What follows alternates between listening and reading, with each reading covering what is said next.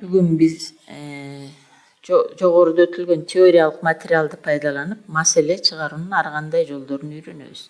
Биринчиси аралашмалар боюнча, экинчиси эритмелер боюнча маселелер чыгаруу.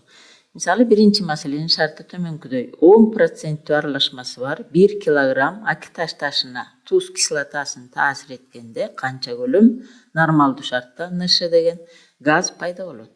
Бул маселени чыгарыш үчүн биз биринчи реакциянын теңдемесин түзүп алабыз. Мисалы, акиташ ташы бул кальцит, кальцийдин карбонаты, кальций СО3. Акиташ ташында ушул зат бар. А бул акиташ ташынын 10% башка зат, аралашма. Кум болушу мүмкүн же топурак болушу мүмкүн. Буга туз кислотасын кошобуз. H хлор. Барабар пайда болот кальций хлориди, туз жана H менен SO3төн суу жана көмүр кычкыл газы пайда болот. Көмүр учма газ. Бизден сурап атат, канча көлөм газ пайда болот дейт. Нормалдуу шартта дейт. Демек газыбыз SO2, ушуну сурап атат. Көлөмү литр. Эми теңдейбиз. Демек биякта боюка 2 коебуз. Теңдемейинче маселе туура чыкпайт. Эми бул жерде аралашмадан таза заттын массасы канча экенин таап алабыз. Ал үчүн 1 килограммды граммга айландырабыз. 1000 грамм. 1000 грамм бул бардык затты 100% дейбиз. Бул акиташ ташы 100%. Анын 10% аралашма, кум же топурак. А тазасы 100дөн 10 алабыз, 90%. 90% таза затты x грамм дейбиз. X грамм. X'ти табабыз. X барабар. Кайчылаш көбөйтөбүз. 1000ди 100гө 90го көбөйтүп 100гө бөлөбүз. X'тин каршысындагы 100гө. Кыскартып ийели. Мындай болот. Демек 900 грамм. Демек биз таза кальций карбонатынын массасын таап алдык. Аны теңдемедеги формуланын үстүнө жазабыз. 900 грамм.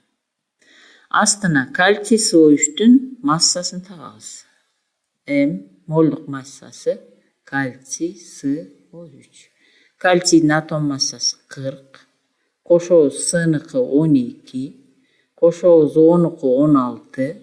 О'дон 3 атом. Демек 16-ны 3кө көбөйтөбүз. Ошондо 100 болот суммасы. Молдук массанын бирдиги 100 грамм бөлү мол. Демек, эми массаны табабыз. М кальций SO3. Бул деле 100гө барабар, 100 граммга. Эмне үчүн? Себеп дегенде бул жерде коэффициент 1. Коэффициент канча болсо, ошого жараша болот. 1 болсо чоң М менен кичине М барабар. Демек, 100 дегенди бул кальций SO3түн астына жазабыз. 100 грамм. Эми бизге керек көмүр кычкыл газ, газдын көлөмүн сурап атат.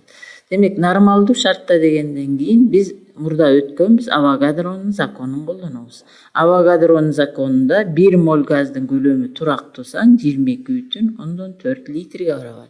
Демек, бул жерде карасак, коэффициент 1 эле, SO2-нин астында 1 моль, демек 1 мольдун көлөмү 22,4 литр. Демек, мор эки жерге SO2-нин астына жазабыз 22,4 литр.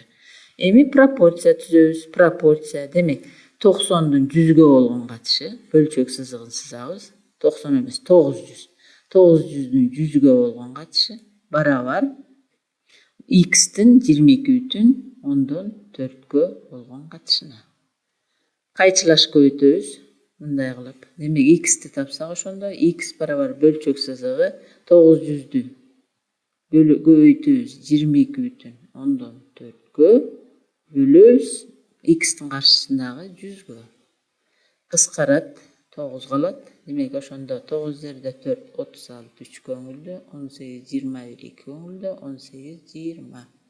Демек, жообу 201,6 литр көмүр кычкыл газы пайда болот. Бул биринчи маселе. Эми экинчи маселени карайлы. Экинчи маселебиз эритмелер боюнча. Демек, мында эмне деп турат? Мында күкүрт кислотасынын 200 грамм 10% эритмеси берилген. Бул эмне деген сөз? Эритме деген эмнеден турат? Эритме. Эритмебиз eritme emneden turарын bilişimiz gerek al üçün. Eritme bul erigen zattan turat. Erigen zat. Aran eritkичтен turat. Eritkич.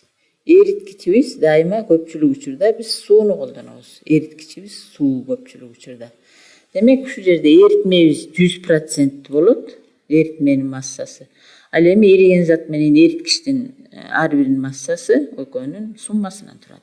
Demek ушуну пайдаланып biz kükürt kislotasının eritmesinin massası berilgen 200 gram. 200 gram GY eritme. Bu kança prosent tüzöt? 100% tüzöt. Al endi erigen zattın ülüşü 10%. Monun 200'dün 10% gana taza zat degen söz. Demek bunu gramga aylandırış üçün prosentin астына koyuyoruz. 10% tüz x gram. X'ti tababız. X barabar proporsiya kayçılaş köbөйтөбүz. 200'dü 10'ga 200 köböйтүү 10 bölüngön 100. Nöldür kıskarat 20 gram. Demek biz emneni taptık? Taza kükürt kislotasının massasını taap aldık.